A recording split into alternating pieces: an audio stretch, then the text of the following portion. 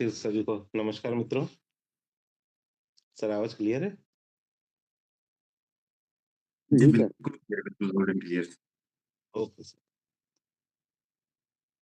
साथियों जैसे कि कल हमने अ, जो पढ़ा था, जो जाना, सीखा और समझा था वो नारी शक्ति के ऊपर। नारी शक्ति वास्तव में ये एक बहुत ही बड़ा टॉपिक है और एक बहुत ही चैलेंजेबल टॉपिक है। नारी शक्ति एक ये ऐसा हमारा प्रोडक्ट है जो कि हमारी जो वुमेन्स होती है, हमारी जो माताएँ-बहनें होती हैं, उनकी ओवरऑल हेल्थ का ये एक वन स्टॉप सिंगल सॉल्यूशन है। तो आइए अब हम थोड़ा-सा इसको जो कल हमने पढ़ा था उसको फिर से रिवाइज़ करते हैं।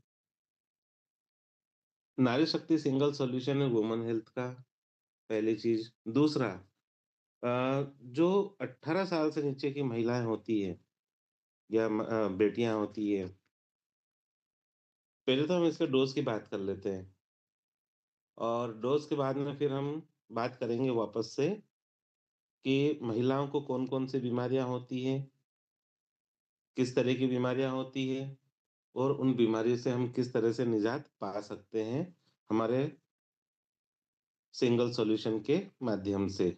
या अगर बीमारी बढ़ी हुई है तो उसमें हम ऐसा क्या ऐड करें कि हमको परफेक्ट रिज़ल्ट आ जाए। तो हम शुरुआत में डोज़ की बात कर रहे हैं। जिन बेटियों का या बहनों का हेल्थ 18 वेट 50 साल से नीचे है और 18 साल से कम है, तो ऐसे केसेस में हमको 15 से 20 एमएल नारी शक्ति देना चाहिए और जिनकी एज 18 साल से ऊपर है और वज़न भी 50 किलो के ऊपर है, ऐसे केसेस में हमको 30 एमएल नारी शक्ति देना चाहिए। और साथ ही साथ हमें गर्म गुनगुने पानी में इसको लेना है और पानी भरपूर मात्रा में लेना है, क्योंकि पानी ही जैसे कल भी हमने चर्चा की थी, दीदी ने हमें बताया था, हम पहले भी आपको जब हमने एलोवेरा का सेशन लिया था, तब हमने आपको बताया था कि हमारी जो आते हैं, वो 7.5 मीटर की रहती है और फीट में बात करें तो लगभग 22 फीट की रहती है और 22 फीट की आंत में 4 से 5 लीटर पानी लगता है किसी भी चीज़ को अंदर फ्लश होने में या फिर डाइजेस्ट होने में।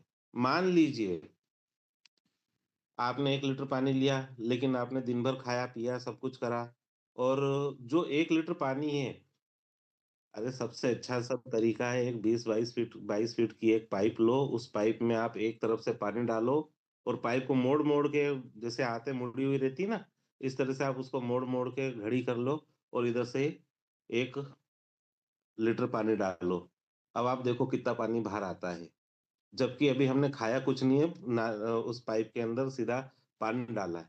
लेकिन जब हम कुछ खाते हैं, पीते हैं, तो वो जो जो भी हमने खाया है, पिया है, वो हमारी बॉडी के अंदर जाकर के जब स्टोर होता है और वहाँ पे जब वो डाइजेस्ट होता है, फिर न्यूट्रिएंट्स वहाँ से एब्ज़ॉर्ब होते हैं और उसके बाद में जो बचा हुआ फाइबर है, वो फ्लश आउट होने के लिए जब रेडी रहता है, लेकिन अगर ऊपर से प्रेशर नहीं पड़े काय का, पानी का, तो वो वहीं की वहीं सड़ने लगता है। मतलब जो चीज़ अगर बाहर नहीं निकल रही तो ज़ाहिर-सी बात है शरीर में सड़ेगी और जब वो सड़ेगी, तो रोग उत्पन्न करेगी। इसलिए हमें 4 से 5 लीटर पानी लेना ही चाहिए। और नारी शक्ति हमारा क्या कंसंट्रेटेड फॉर्म में होता है और कंसंट्रेटेड फॉर्म में होने के कारण इसको डिसॉल्व होने के लिए फिर पानी लगता है। अब महिलाओं में जो सबसे ज़्यादा जो बीमारियाँ होती है वो होती है ल्यूकोरिया। ल्यूकोरिया ये इसको हम व्हाइट डिस्चार्ज के नाम से जानते हैं। व्हाइट डिस्चार्ज जो हमारा ये जो व्हाइट डिस्चार्ज है ये 11-12 साल के बाद से बच्चों के अंदर होना एक आम बात है, क्योंकि ये जो हमारा वजीना है, उस वजीना के अंदर ये चिकनाहट बना कर के रखता है, उसे सॉफ्ट और मुलायम बना कर के रखता है और ये एक बिल्कुल माइल्ड सा लिक्विड होता है, मतलब बिल्कुल पतला सा एक लिक्विड होता है, जो कि वजीना के अंदर चिकनाहट बना कर के रखने का काम करता है और ऐसे में अगर ये हल्का-सा निकलता है, थोड़ा बहुत बाहर भी आता है, तो ये एक आम बात है। लेकिन जब इसकी मात्रा बढ़ जाती है और ये जो व्हाइट डिस्चार्ज है जिसको लिकोरिया हम कहते हैं, जब ये हरा, पीला या भूरे रंग का होता है और साथ में इसमें से बदबू आने लगती है और हमें खुजली होने लगती है और यूरिन पास करने में दिक्कत आती है और ये थोड़ा चिपचिपा जैसा भी होता है, तो ये एक बीमारी का रूप लेता है, जिसे हम लिकोरिया के नाम से जानते हैं। अब इसके कारण क्या-क्या हो सकते हैं? इसका सबसे बड़ा जो कारण है वो हाइजीन का मेंटेन ना होना। मतलब जो भी हम पैड यूज़ करते हैं या अभी जो भी हम कपड़ा यूज़ करते हैं, वो कपड़ा साफ-सुथरा होना चाहिए, धुला हुआ होना चाहिए और आपको अच्छे से मालूम है कि जो कपड़ा आप बरसात के अंदर ध्यान रखिएगा, जो कपड़ा धूप में नहीं सूखता है या ठंड में भी, अगर मान लीजिए धूप नहीं निकली है और बरसात में भी जब धूप नहीं निकलती और जो भी हम कपड़े धोते हैं, उन कपड़ों को जब वो 1-1, 2-2, 3-3 दिन तक सूखने के लिए रखते हैं और सुखाने के 2-2, 3-3 दिन सुखाने के बावजूद भी उसके अंदर नमी बनी रहती है और कपड़ों के अंदर से एक स्मेल आने लगती है। कितने दिन? 2-2 3-3 दिन बिना धूप के हमने सुखाए और जब बिना धूप के वो सूखते हैं तो उसमें से एक स्मेल आने लगती है, यानी उसके अंदर बैक्टीरिया डेवलप जहाँ नमी होगी वहाँ बैक्टीरिया डेवलप होगा। तो ऐसे में जो भी हम कपड़े यूज़ करते हैं, वो एकदम हाइजीन वाले होने चाहिए और हाइजीन वाले होने के साथ-साथ उसे धोने के बाद में धूप में सुखाना चाहिए। और जब वो धूप में सूखेंगे तो धूप में सूखने से जो बैक्टीरिया है वो बैक्टीरिया नष्ट होते हैं। तो ये हाइजीन हमको मेंटेन करना होगा और अगर हम पेड़ यूज़ करते हैं तो पेड़ अगर पूरा भर चुका है तो हमें उसे तुरंत चेंज करना चाहिए या ऑटोमैटिक हमको मालूम पड़ जाता है कि अब इसे चेंज करना पड़ेगा। तो ये हाइजीन को मेंटेन करना होगा। जिन लोगों की लो इम्यूनिटी होती है मतलब जिनको लो इम्यूनिटी मतलब चाहे जब सर्दी होना, चाहे जब बुखार होना, चाहे जब हाथ-पाँव में दर्द होना, इस तरह की जिनकी लो इम्यूनिटी होती है उनको भी मतलब लिकोरिया की समस्या हो सकती है। जो लोग कम पानी पीते हैं, कम पानी पीने के कारण भी लिकोरिया की समस्या होती है और जिनकी उम्र 40 साल से ऊपर हो चुकी है, जिनको डायबिटीज़ हो चुका है या ट्रेस हो चुका है या उसके कगार पर आ चुके हैं, ऐसे लोगों को भी लिकोरिया की समस्या हो सकती है। यूटीआई इन्फेक्शन, व्हाइट डिस्चार्ज के कारण, बार-बार एब्ज़ॉर्प्शन के कारण, मतलब जिनको भी यूटीआई इन्फेक्शन होता है अ, यूटीआई इन्फेक्शन का मेन कारण सीधी-सी बात है ये लिकोरिया है। 4-5 दिन तक पीरियड को कैसे ट्रीट करते हैं?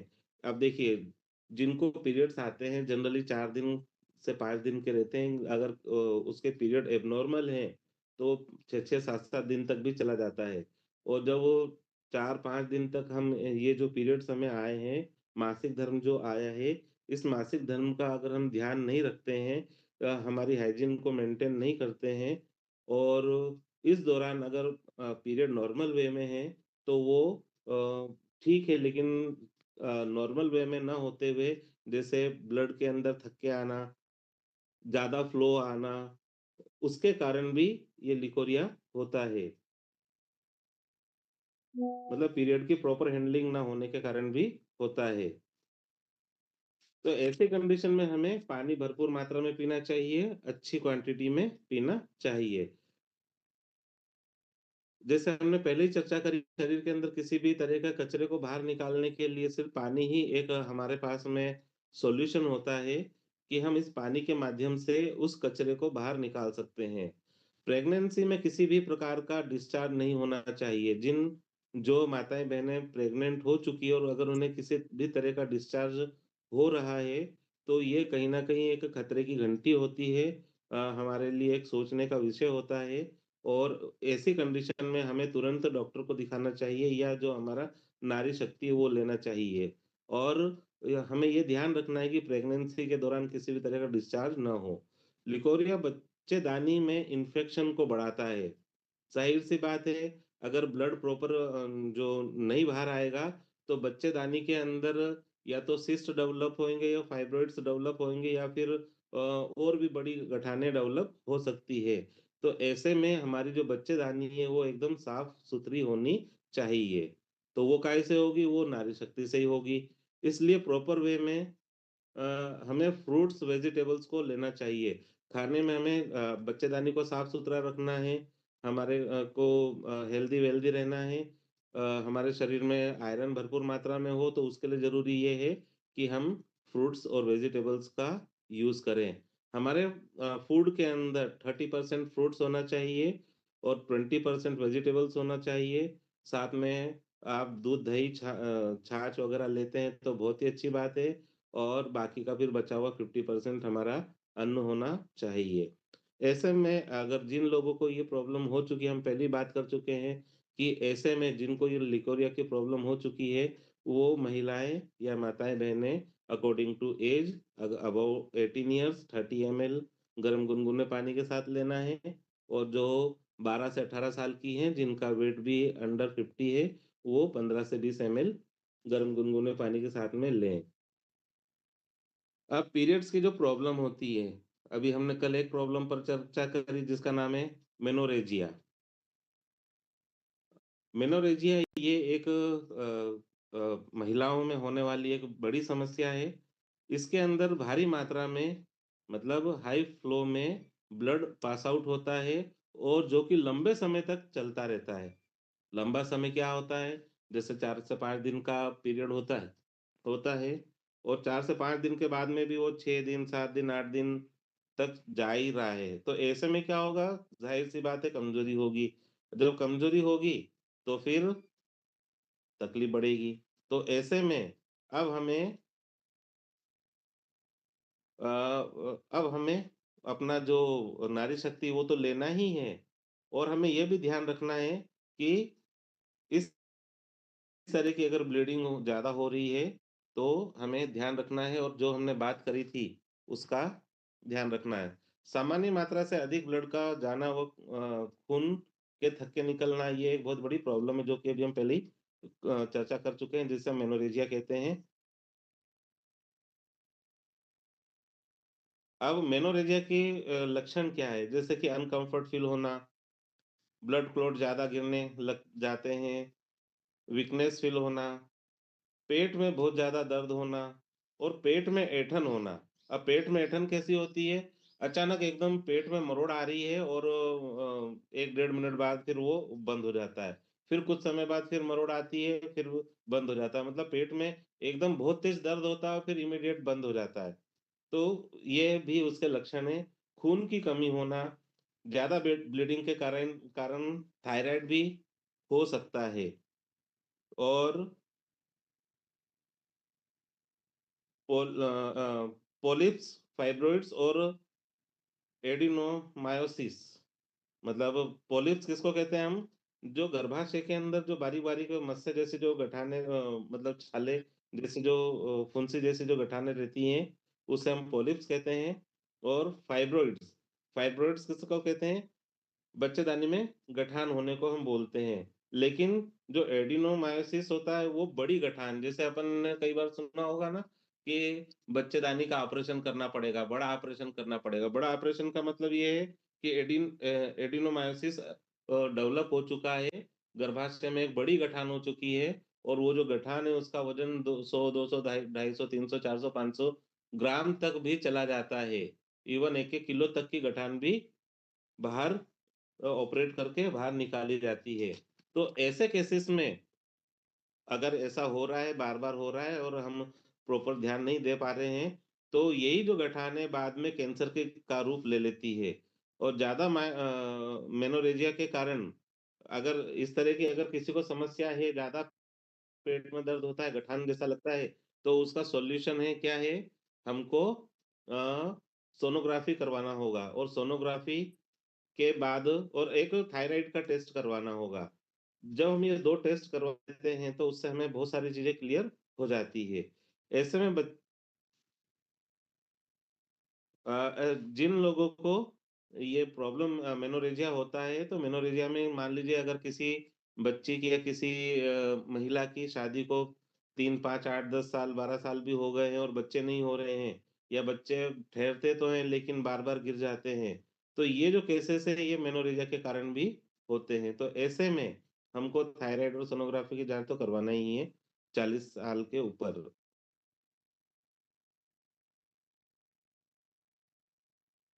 जो महिलाएँ कॉपर्टी यूज़ करती हैं कॉपर्टी यूज़ करने के कारण चूँकि कॉपर्टी जब यूज़ करते हैं तो कॉपर्टी के कारण भी इन्फेक्शन होता है और इन्फेक्शन के कारण भी फिर मेनोरेजिया हो जाता है।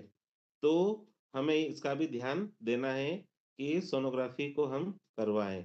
इलाज में बस सोनोग्राफ़ी को हमें थोड़ा-सा ध्यान देना है और सोनोग्राफ़ी के बाद में हमको सब मालूम पड़ जाएगा कि गठान है, तो कितनी बड़ी है, गठान है, फाइब्रॉइड्स है या पॉलिप्स है। ये अ, म मतलब इसका जो मैंने नाम आपको बताया था पॉलिप्स, फाइब्रॉइड्स और एडिनोमायोसिस। ये हैं, अगर ये हैं तो उसको फिर ऑपरेट करके या उसका प्रॉपर ट्रीटमेंट दे करके हम जो मेनोरेजिया है इससे हम निजात पा सकते हैं।